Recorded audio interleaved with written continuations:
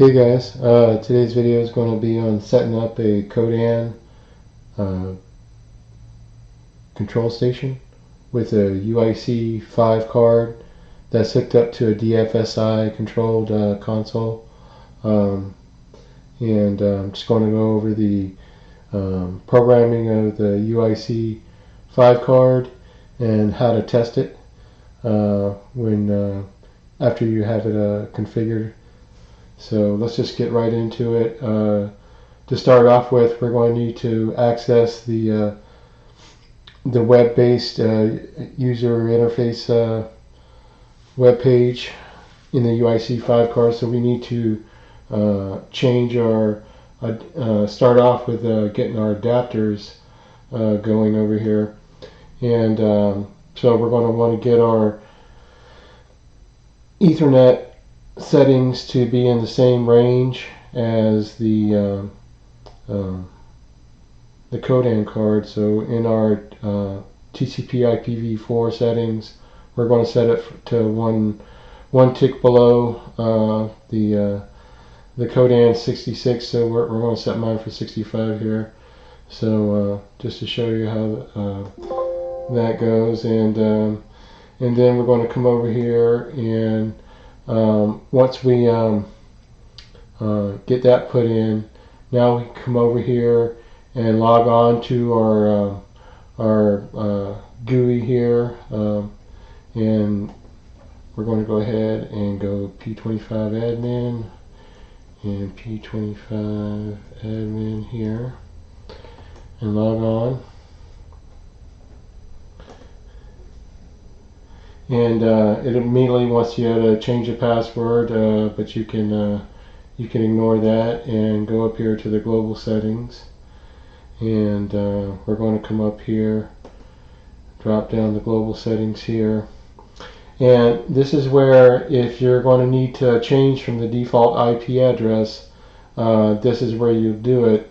You'll notice as soon as I backspace out and go to do a change, I get a non-grayed out update, so it's anticipating.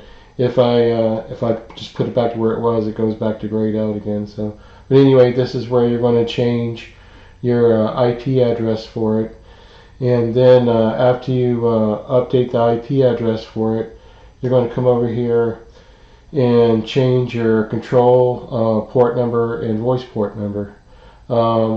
There's other stuff down here as well, and this is where you're going to need to, since this is a control station, we're going to want no repeat, so you're going to make sure that both of these are set for no repeat.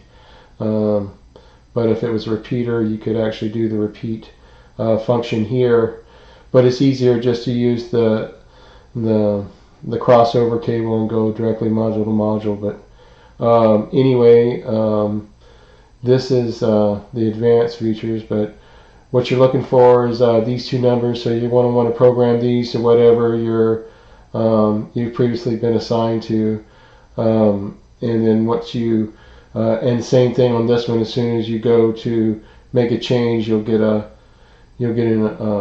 update here. But anyway, we're 5,000 and or 50,000 and 50,020 for the two controls. And this is the only thing you need to know about this. So once you get that all configured and set, then you're good to go. Oh, and back over here at your global settings, if you did change your IP address here, then you would, as soon as it went into effect, you'd essentially be kicked out, because you could no longer, it would be at another location, and you'd have to come back over here to your settings here and change them back to the new range that you put them in. So anyway, once you're all done here with these settings, now you can go ahead and close it out and log that out, and now you're ready to go into the test sequence. So what I want to show you here, you don't need to see that software now. So anyway, once you get it configured, Now you can go back and you know, you're going to be plugged, you know, in with your computer here. This would be my laptop here, and I'm coming in just using a little switch to make it nice, and coming into my Ethernet port here. So once I'm physically connected, now I'm going to bring up the UIC configuration software, and the configure part of it no longer works. It only works with the UIC 4 card, but the test part still works with the UIC 5. So this is where you're going to come in and have a look at it. And here's the configuration software here, and I already have it set up. It always wants to put a 2 in there, so I have to backspace and put a 0. But anyway, the other thing I wanted to show you is that, so what we're about to do is connect, and we're going to connect exactly the same way a console would. It's going to do the little formal dance. And what I wanted to do is I wanted to bring up Wireshark here, and let me start anew and continue without saving. And I want to show you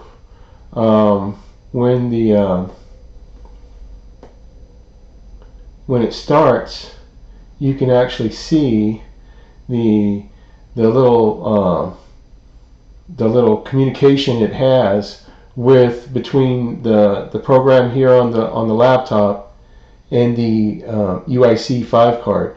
So I got my port, my control port numbers put in here.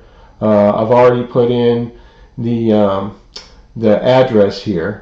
So I'm going to go ahead and connect, and you'll see as soon as I did a connect, they did some communications back and forth here, and this is the protocol where they did the handshaking.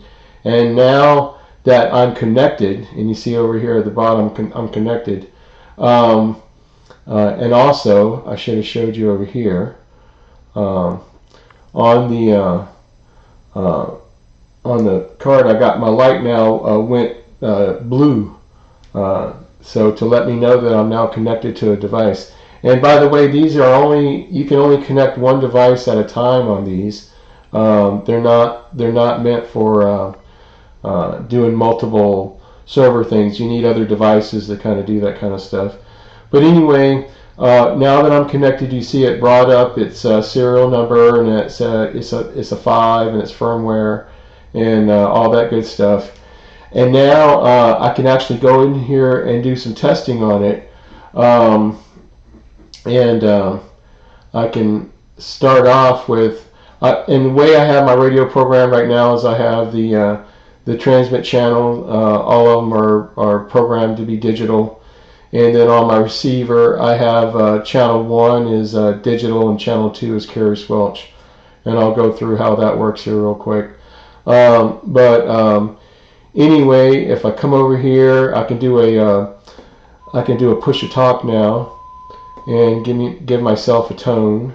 And here, let me show you what that looks like on the camera here. Oh,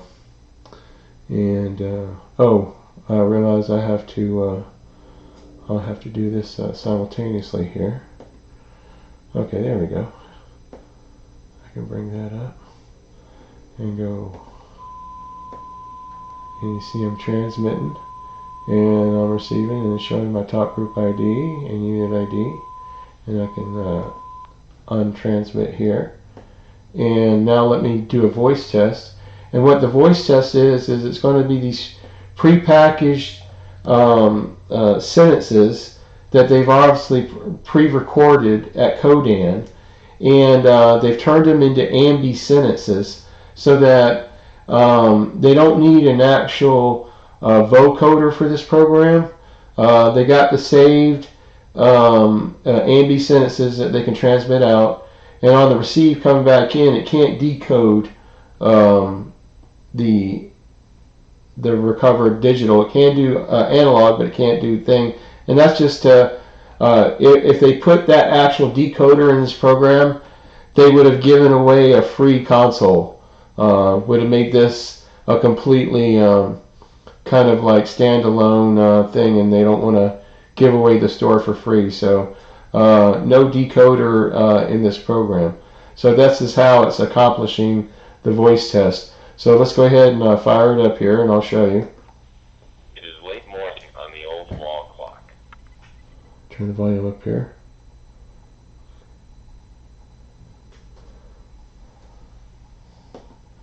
And you can see it. It does a like I said, a pre-programmed sentence here. A series of sentences. Let me show you. Let me do it again here. It is late morning on the old wall clock. Glass will clink when struck by metal. He smokes a big pipe with strong content. So that's a demonstration of it working there for your voice test. Now, if I switch over and let me see if I can move this out of the way a little bit here, and do the reverse, and now we're going to do the receive coming in. If I do a digital one, and here I'll show you where I'll get a digital indication here and here, and you'll get a message saying it can't recover it. And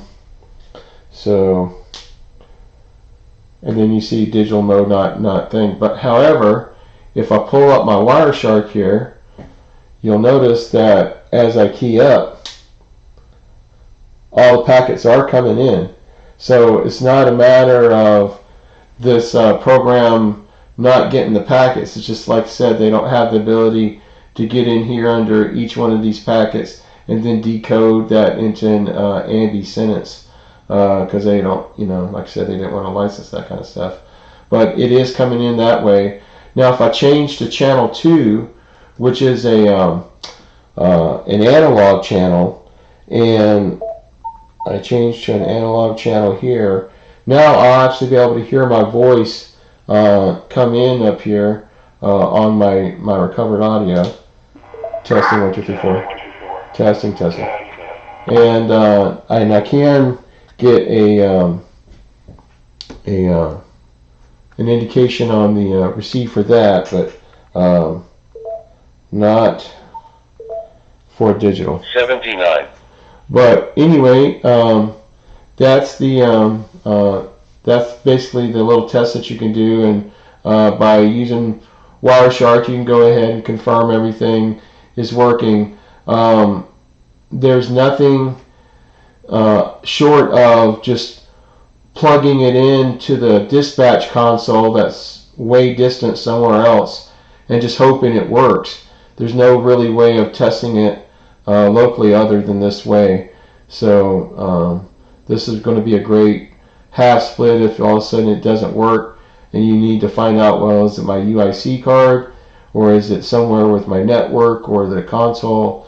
This way you can quickly come in and eliminate whether it's the UIC or somewhere behind you.